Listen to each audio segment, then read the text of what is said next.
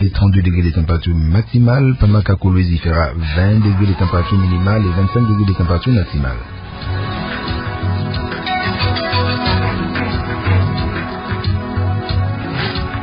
Vous êtes à l'écoute des Radio Kapi, 18h à Lukala au Congo central et 19h à Lussambo. Radio Kapi, les journaux Bidim Konkole.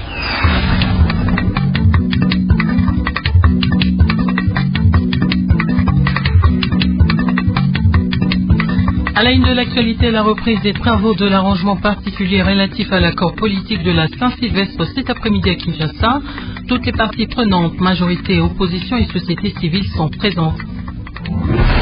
La ville de Kananga retrouve petit à petit sa sérénité ce jeudi. Les activités économiques ont repris au centre-ville et au quartier commercial Kele-Kele. Le vice-premier ministre et ministre de l'Intérieur présents sur place en visite d'inspection prévoit une rencontre avec les autorités traditionnelles. Dans cette édition du journal aussi, l'actualité en dehors du pays, le dossier, l'invité de ce soir est Madame Alupa Makound, chercheuse à l'université de Harvard.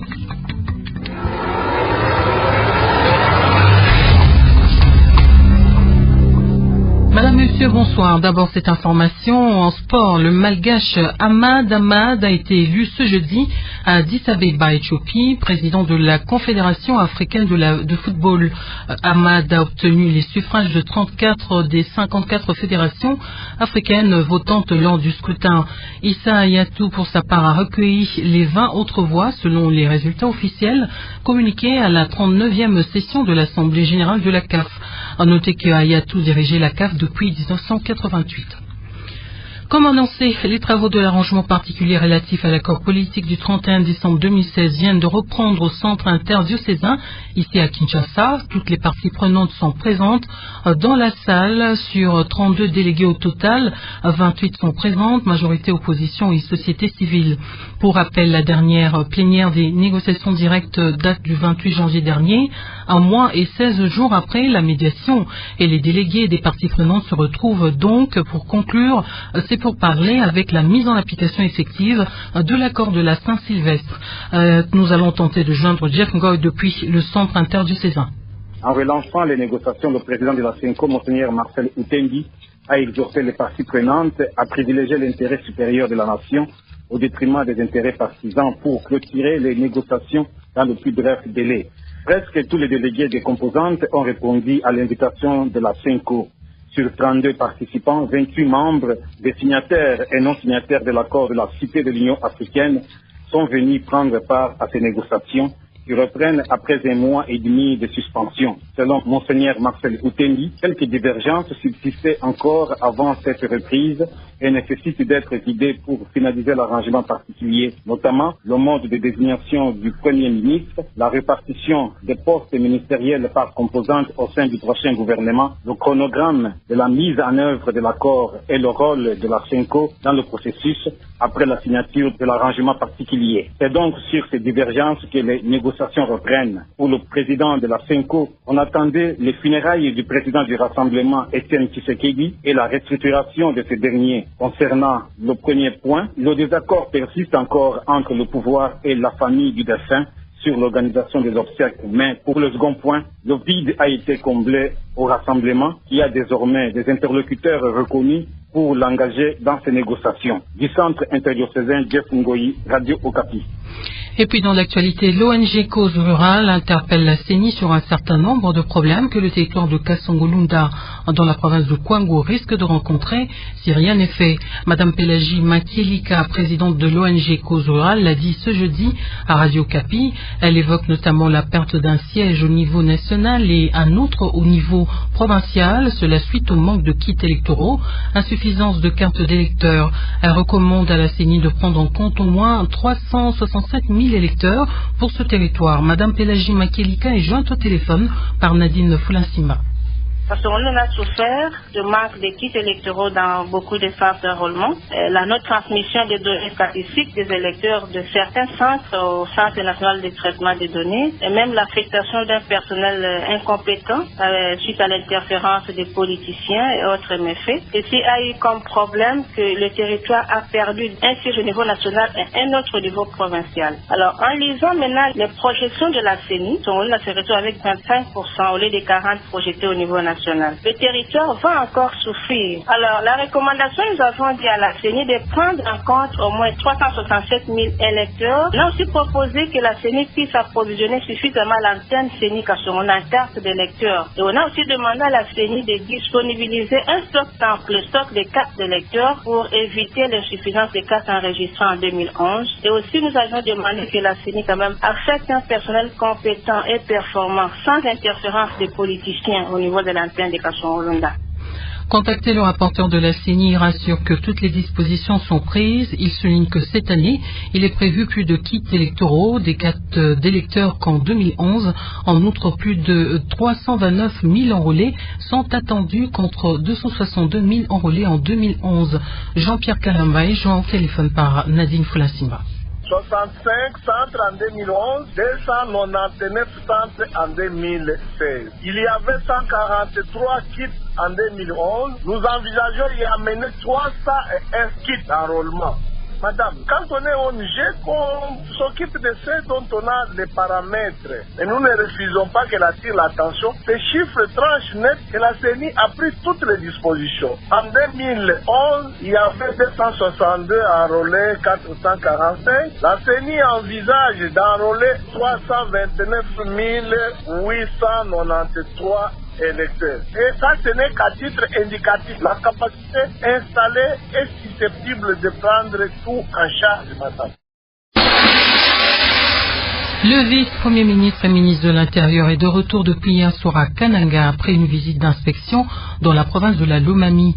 Dans son programme, Emmanuel Ramazani Chadari prévoit ce jeudi à Kananga une rencontre avec quelques responsables de la territoriale et les autorités traditionnelles du Kassai central. Pour rappel, dans la nuit de lundi à mardi, des accrochages ont opposé à Kananga des forces de sécurité et les éléments présumés de la milice du chef coutumier Kamoulan Sapou. Mais quelle est la situation ce jeudi à Kananga? Réponse avec Billy Yvan Lutumba. Après 48 heures d'échauffourée, Kananga est en train de retrouver ce jeudi sa sérénité.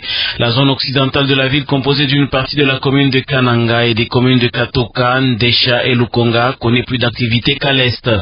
Des personnes interrogées indiquent par exemple que, par peur de représailles, quelques habitants du quartier Mouimba dans la commune de Nganza se déplacent vers le centre-ville et les communes de Katoka et de Ndesha. Même sur le plan socio-économique, les activités ont repris des plus belles au centre-ville et au quartier commercial Kelekele. Mais dans le secteur éducationnel, les écoles primaires et secondaires n'ont pas ouvert leurs portes. Même chose dans la plupart d'institutions de l'enseignement supérieur et universitaire de la ville. Quant à l'agenda du vice-premier ministre et ministre de l'Intérieur, sauf changement de dernière minute, il est prévu au courant de la journée une rencontre avec quelques responsables de la territoriale et les autorités traditionnelles. Pendant ce temps, au Sud Kivu, un calme relatif est observé ce matin au village Kikozi dans le groupement Bijombo. C'est après un accrochage qui a fait 6 morts le week-end dernier entre les communautés locales sur place. D'après la société civile qui livre l'information, les conflits intercommunautaires opposent depuis 2 mois les Banyamulenge, les Bafuliru, les Banindu et les Babembe dans la région. Une commission de pacification déployée depuis la cité d'Ouvira n'a pas encore réussi à trouver un terrain d'entente entre ces communautés de Bijombo. Fiston Goma nous en parle. La commission a rencontré la communauté Banyamulenge à Kajembwe, puis la communauté Fuliru et les autres à Kinyoni. D'après la société civile, les deux parties émettent le vœu de voir les troupes de l'armée régulière, les FRDC, se déployer sur le lieu des affrontements à Kikozi. Ici, les deux groupes armés de jeunes vigiles se regardent en chien de faïence de part et d'autre de la rivière Ngovi. Les unités de FRDC, elles, sont positionnées à Kajembwe dans les moyens plateaux, effectuant des patrouilles dans la zone. Le président de la société civile de la région, Fataki Bitaki, Kirwa déplore par ailleurs la mort d'une femme déplacée survenue mardi dernier au village de Kitu dans les moyens plateaux.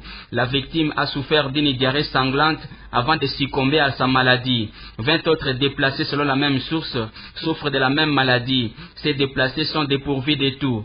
Une infirmière arrivée hier à Uvira en provenance de la région a plaidé auprès de la zone de santé pour une aide d'urgence à ces déplacés, signalant que ce dernier s'ajoute à d'autres vagues de déplacés enregistrées au mois de janvier dernier, des déplacés dont les maisons avaient été incendiées lors des affrontements entre groupes armés de la région. D'Uvira Fistongo Mamayabala, Radio Okapi.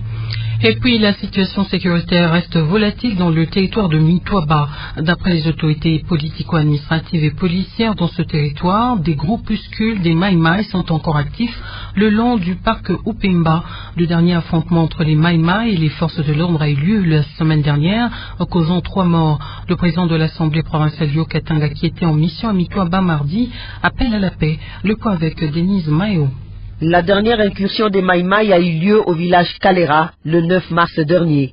Alertés par les habitants, les éléments de l'armée et la police y ont été déployés vendredi.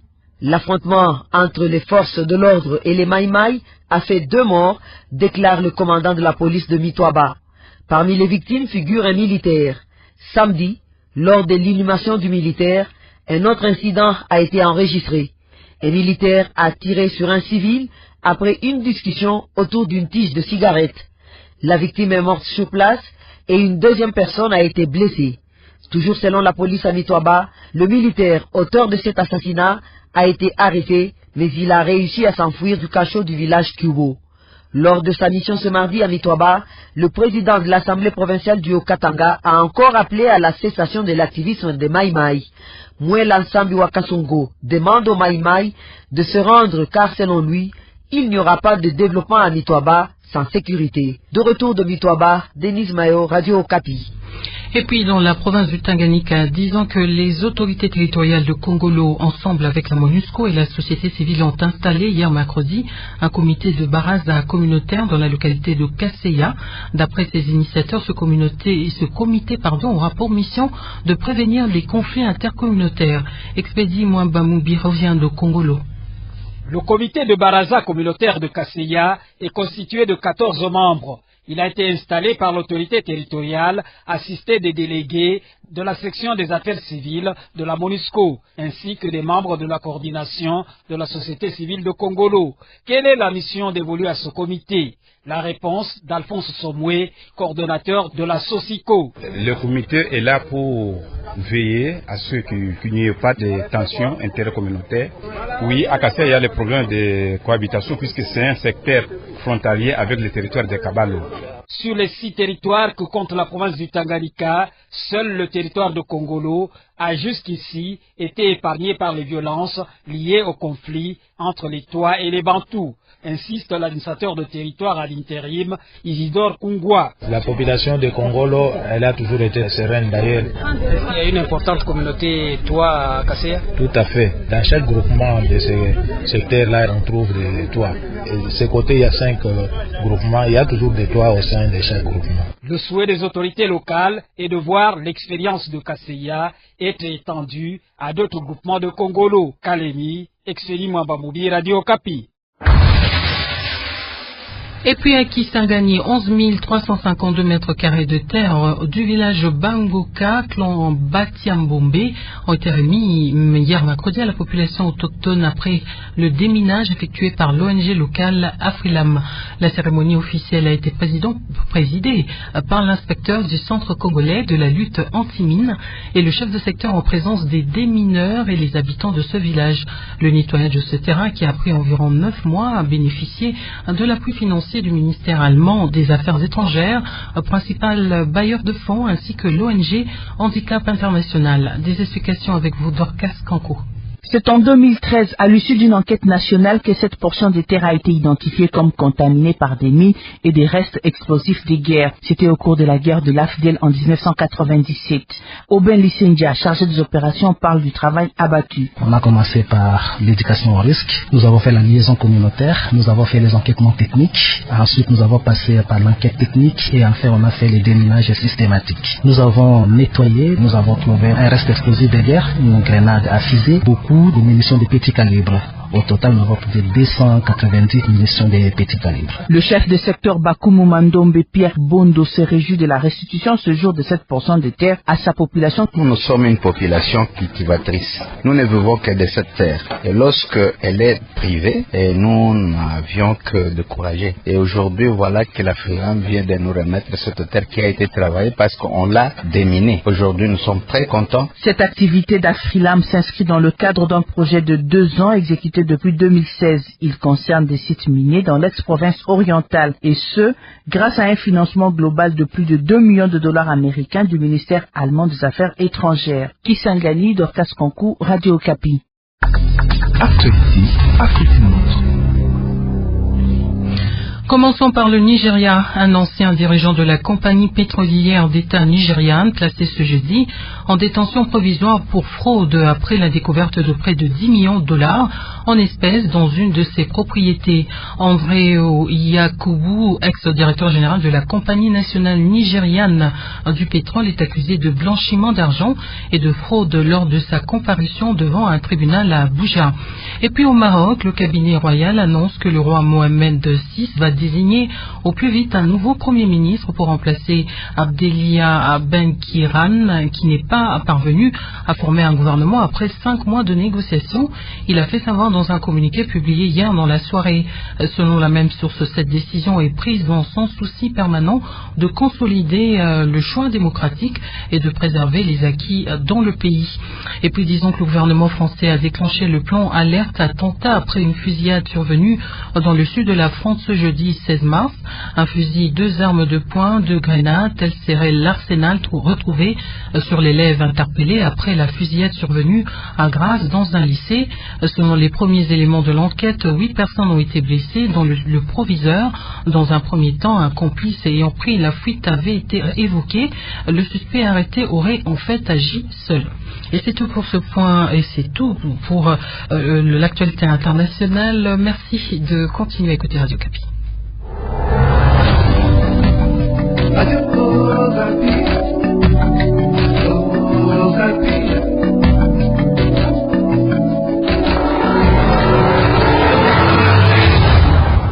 Revenons en RDC. À Kisangani, le gouverneur de province appelle à l'ordre ses collaborateurs intervenant dans le secteur du bois.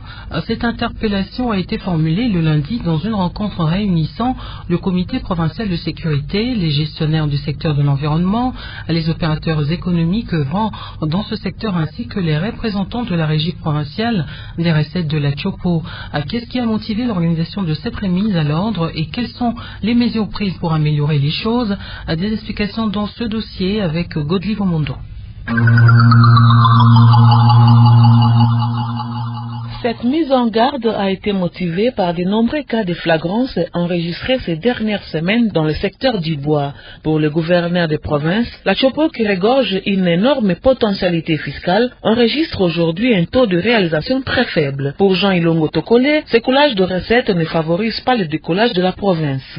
Il faut donc identifier les coupables qui sont des criminels économiques afin de les sanctionner. Tout le monde coupe le bois dans les terres de Kissa, mais ils n'ont pas de permis de coupe, madame. Ils viennent avec ça la nuit. C'est comme si il n'existait plus l'État dans cette province. C'est ce que je déplore. Et si j'ai interpellé les consciences de tous mes collaborateurs afin qu'ils m'aident dans cette élite pour que nous puissions maximiser les recettes provinciales, même les recettes à caractère national. Les exploitants de bois de Kisangani se réjouissent de cette demande de collaboration.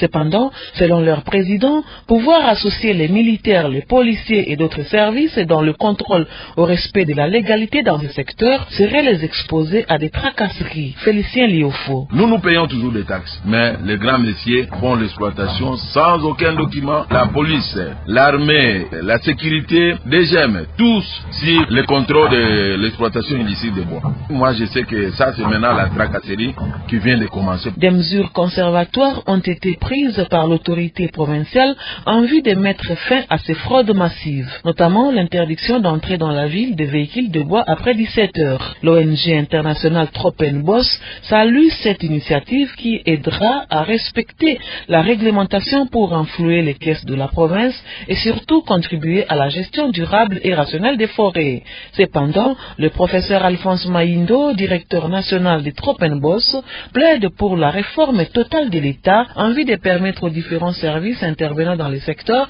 de travailler avec conscience afin de réduire la fraude. Si vous prenez les services de l'environnement, qui est les services gestionnaires des forêts, plus de la moitié, voire à 80% des gens qui sont là-bas sont des nouvelles unités. Ils sont impayés, mais ces gens-là doivent vivre. Donc il faut résoudre le problème là-bas, donner à ces gens-là le salaire qu'on leur doit et leur donner les moyens. Et ça, il faut que le gouvernement provincial fasse des démarches au niveau du gouvernement central pour la mécanisation de ces personnes-là. Il y en a qui sont payés, mais les salaires de la fonction publique, c'est dans les 80 000, 60 000. Et que ce soit les militaires et les autres qui interviennent dans le secteur sont dans la même situation. Ils cherchent des moyens de survie. L'ONG Tropenbos International propose également le renforcement des sanctions aux auteurs des coupes sauvages et illégales de bois qui entraînent des conséquences graves sur l'environnement. Kisangani, Godlivo Mondo, Radio Okapi.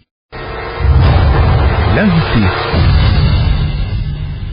Le programme des Nations Unies pour le développement PNUD en collaboration avec la MONUSCO et l'université Harvard des États-Unis d'Amérique a présenté mercredi à Bunia les résultats d'un sondage réalisé auprès des habitants de l'Ituri il y a de cela quelques mois. Il portait sur la préhension des interviewés, sur la sécurité, l'accès à la justice et la restauration de l'autorité de l'État en Ituri. Qu'est-ce qui ressort de ces enquêtes? Jean-Claude Loki reçoit Alupa Makound, chercheuse à l'université de Harvard, qui a conduit ce projet en RDC pour interpréter ces résultats. On a en général 4 indicateurs clés. Un, c'est le sentiment de sécurité. Donc en général, les gens en Ituri, comparés au Nord Kivu et Sud Kivu, se sentent plus en sécurité, que ce soit pendant la journée pour mener leur activité quotidienne ou pour marcher la nuit. Quoique pendant la nuit, les gens se sentent moins en sécurité. Il y a des différences en territoire. Il y a des zones, ce qu'on appelle les zones prioritaires. C'est issu de la stratégie I4S, donc la stratégie de stabilisation nationale qui est menée en collaboration avec les partenaires, donc les bailleurs de fonds et les Nations Unies également. Dans ces zones, on voit que l'insécurité est plus forte. Donc ça, c'est par rapport à la sécurité. On a des questions sur la cohésion sociale. Et ça, j'ai fait ressortir à plusieurs reprises que la cohésion sociale, surtout dans le Nord Kivu, est en baisse. La manière dont les gens jugent leurs relations, que ce soit avec leur propre groupe ou avec des membres d'autres groupes, elle est en baisse depuis juin. Mais en Ituri, on voit que c'est resté plus stable et ça reste relativement bonne. Ça, c'est les tendances depuis le début du sondage. On a aussi des questions sur la justice. Donc l'accès à la justice et la confiance dans la justice. Ce qu'on voit, c'est qu'au fait, l'accès à la justice est généralement très bas. C'est très rare qu'il y a plus de 20% de la population qui dit nous on a beaucoup confiance dans ce mécanisme de justice. On a aussi des questions d'accès aux services, donc généralement aussi très bas, que ce soit l'accès à la nourriture, l'accès au travail, l'accès aux services de santé, l'accès à l'éducation. C'est généralement très bas, mais comparativement, l'Ituri est légèrement mieux que le Nord Kivu et le Sud Kivu. Mais ça, c'est la perception de la population, ce qu'eux ils pensent. Justement, qu'est-ce qu'on peut comprendre de ce sondage? Donc l'idée, c'est que quand il y a des programmes de consolidation de la paix, donc pour reconstruire le pays après beaucoup d'années de conflits, pour améliorer les services par rapport à la population, que ce soit des politiques publiques mises en place par le gouvernement, ou des programmes par les ONG nationales, internationales, ainsi que les Nations Unies. Nous travaillons d'ailleurs en étroite collaboration avec le PNUD et la MONUSCO. Donc l'idée, c'est que quand ces personnes qui mettent en place les programmes, ils savent ce que pense la population, les politiques et les programmes qu'ils vont mettre en place seront beaucoup plus efficaces, parce que ça répond aux besoins, aux attentes et à la perception de la population. Donc ce projet de sondage, depuis 2013, on a fait une grosse enquête de référence. C'est à l'Ituri? En Ituri, au Nord Kivu et au Sud Kivu. Et comment se fait ce sondage-là? Donc on travaille en partenariat avec les universités congolaises. Donc en Ituri, on travaille avec l'université de Bunia. Et ce sont les enquêteurs, donc les personnes qui vont faire les entretiens. C'est des étudiants de l'université que nous avons formés dans une méthode de collecte de données numérique. Donc on fait toute la collecte de données avec des tablettes. Donc c'est fait digitalement au fait, et ça permet à réduire les erreurs en fait, parce que quand on doit écrire sur papier, recopier, des fois on fausse un peu les données. Donc tandis que là c'est beaucoup plus rapide, c'est beaucoup plus fiable et c'est moins cher aussi d'aller faire la collecte de données de cette manière. Et sur quoi ont porté ces enquêtes, etc. Il y a des questions comme est-ce que vous vous sentez en sécurité? Donc ce qu'on retrouve c'est qu'au fait en Ituri, les gens se sentent plus en sécurité généralement que dans le Nord Kivu par exemple, mais il y a pas mal de différences entre les différents territoires. Donc il y a certaines parties du sud Irumu, par exemple, les gens se sentent moins en sécurité. D'autres questions que nous posons, c'est comment est-ce que vous jugez votre accès à la nourriture, votre accès aux services administratifs de l'État, mais aussi d'autres questions sur la cohésion sociale plus généralement. Est-ce que vous pensez que vous voyez que l'Est du Congo sera plus paisible un an de cela? Donc on évalue un petit peu les différents critères de la perception de la population. Pour en faire quoi justement? Donc l'idée c'est justement de présenter ces résultats à différents acteurs, notamment les partenaires étatiques, les partenaires programmatiques, pour que eux ils peuvent utiliser ça dans la programmation. Donc si par exemple le ministère de l'Intérieur sait que les gens à Djougou se sentent moins en sécurité que les gens à Mambasa, ils peuvent peut-être mettre plus d'efforts dans cet endroit. Et ça va de pair pour la MONUSCO. On a aussi des questions sur la confiance envers la MONUSCO. Donc la MONUSCO peut voir les endroits où on leur fait moins confiance et travailler dessus. Des programmes spécifiques, par exemple une ONG qui travaille sur l'alimentation pourrait voir quels sont les endroits où l'accès à la nourriture est la plus faible. Donc ça permet vraiment de cibler les programmes. Je vous dis merci madame. Merci beaucoup.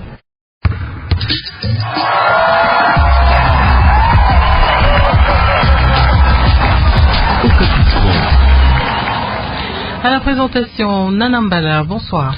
Bonsoir Bibi Munkonkole, bonsoir amis sportifs. Constant Marie Selemani, président de la FECOFA, a été élu ce jeudi en tant que représentant de la CAF zone francophone pour le cycle 2017-2021 au Conseil de la FIFA. Les Congolais a recueilli 35 voix contre 19 à l'Ivoirien Augustin Sidi Diallo.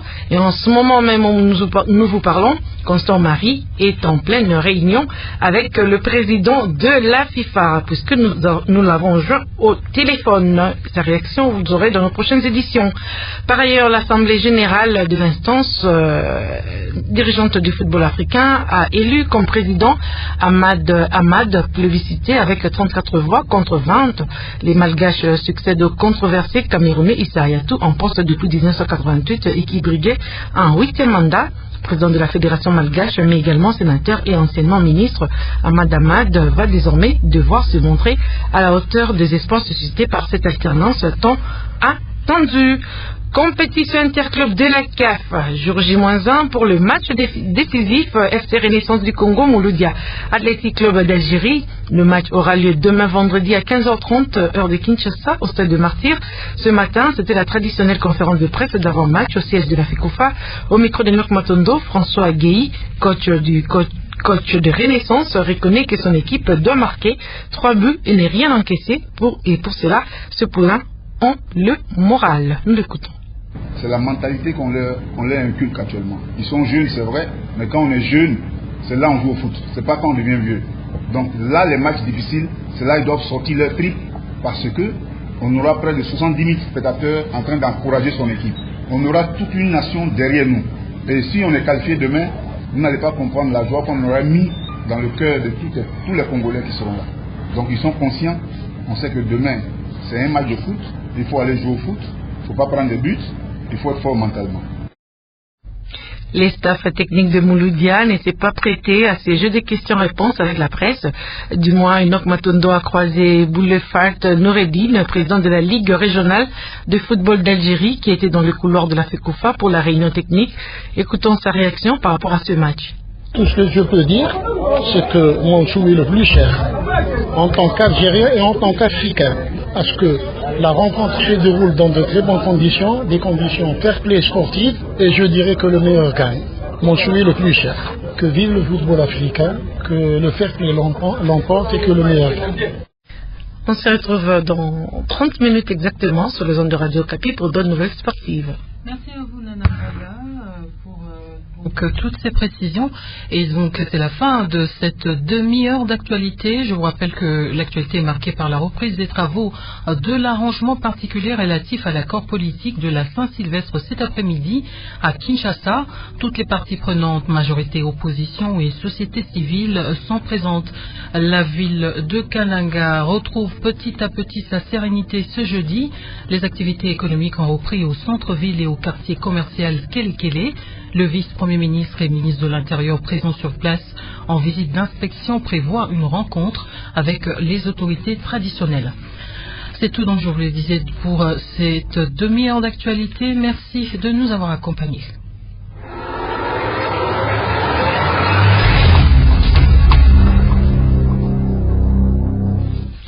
C'était notre journal en